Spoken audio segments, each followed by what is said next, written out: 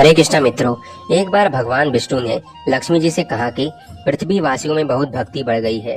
लक्ष्मी जी कहने लगी, प्रभु आपको नहीं, मुझे पाना चाहते हैं।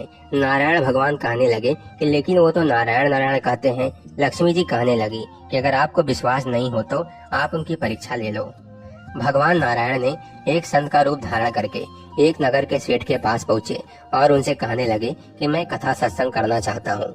सेठ ने उनके रहने खाने पीने और कथा करने का पूरा प्रबंध कर दिया। पहले दिन थोड़े से लोग कथा सुनने आए, दूसरे दिन भक्तों की संख्या बढ़ने लगी।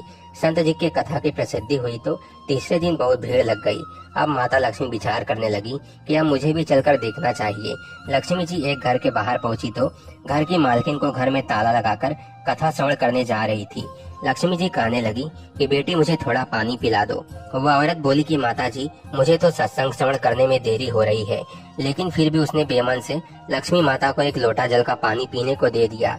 जब लक्ष्मी माता ने इस लोटा को वापस किया तो वह सोने का हो चुका था। सोने का लोटा देखकर वह औरत उत्साहित होकर कहती है कि माता जी, आपको भूख भी लगी होगी, खाने को कुछ लाती हूँ। उसके मन में चल रहा था कि खाने की प्लेट, कटोरी, चम्मच भी सोने का हो जाएगा। लक्ष्मी माता कहने लगी कि नहीं बिटिया, तुमको कथा श्रवण में देर हो जाएगी, इसलिए रहने दो। वह औरत बेमन से कथा सुनने चली गई। वहां जाकर उसने चमत्कारी बुढ़िया के बारे में सब औरतों को बता दिया। धीरे धीरे बहुत सी औरतें चलते सत्संग में से माता जी के दर्शन करने उठकर चली गईं। माता जी जिसके घर में भोजन करती, जल पीती, उसके बर्तन सोने के हो जाते। माता जी की प्रसिद्धि बढ़ गई और भगवान विष्णु को कथाकार के रूप में धरती पर आए थे, उनकी कथा सुनने वालों की संख्या कम होती गई।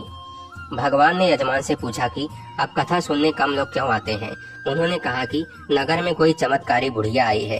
जिस समय बर्तन में खाना खाती है, पानी पीती है, वह सोने का हो जाता है। भगवान समझ गए कि लक्ष्मी जी का आगमन हो गया है। अब जिस सेठ ने विष्णु जी के रहने खाने की व्यवस्था की थी, वह भी चमत्कारी माता जी के पास पहुँचे और कहने लगे, आप मेरे घर पर क्यों नहीं पधारी। लक्ष्मी जी कहने लगी कि जब तक वह कथाकार तुम्हारे घर पर है, मैं वहाँ नहीं आऊंगी।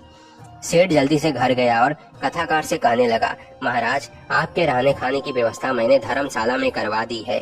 कथाकार कहने लगे कि अब तो मैं कथा कुछ दिन ही शेष रह गए हैं, फिर आपने मेरी व्यवस्था धर्मशाला में क्यों करवा दी। सेठ कहने लगा कि मेरे घर में आपसे भी कोई खास रहने आने वाला है। लक्ष्मी जी के उस सेठ के पीछे पीछे ही उसके घर पर आ गई थी। वह सेठ से कहने लगी कि मुझे भी कथाकार से कोई जरूरी बात करनी है, कृपया आप बाहर जाएं। सेठ के बाहर जाते ही लक्ष्मी जी कहने लगी कि क्यों प्रभु, मैंने कहा था कि यह भक्ति आपको पाने के लिए नहीं, मुझे पाने के लिए कर रहे हैं।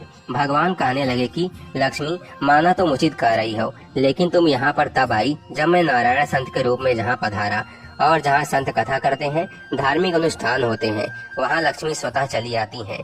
भगवान विष्णु अपने परम धाम को वापस लौट गए। अगले दिन सेठ जी के घर पर लोगों का तांता लग गया और हर कोई चाहता था कि चमत्कारी बुढ़िया उसके घर पर आकर भोजन ग्रहण करे ताकि उनके बर्तन भी सोने के हो जाएं। लेकिन यह क्या, माता जी ने सबको चौंका दिया कि मैं वापस जा रही हूँ। सब लोगों ने आश्चर्य से पूछने लगे कि माता जी, क्या हमसे कोई गलती हो गई है। माता लक्ष्मी कहने लगी कि मैं वही रहती हूँ जहाँ नारायण रहते हैं। आप लोगों ने नारायण को पहले ही भेज दिया। नारायण के बिना अकेली यहाँ कैसे रह सकती हूँ। इतना कहकर लक्ष्मी जी अपने धाम को चली गईं। अगर माँ लक्ष्मी कृपा प्राप्त करना चाहते हैं तो नारायण की भक्ति करें। लक्ष्मी जी स्वयं पीछे पीछे आ जाती हैं, क्योंकि लक्ष्मी जी नारायण के साथ में ही रहती हैं। जय श्री लक्ष्मी नारायण। हरे कृष्णा, राधे राधे।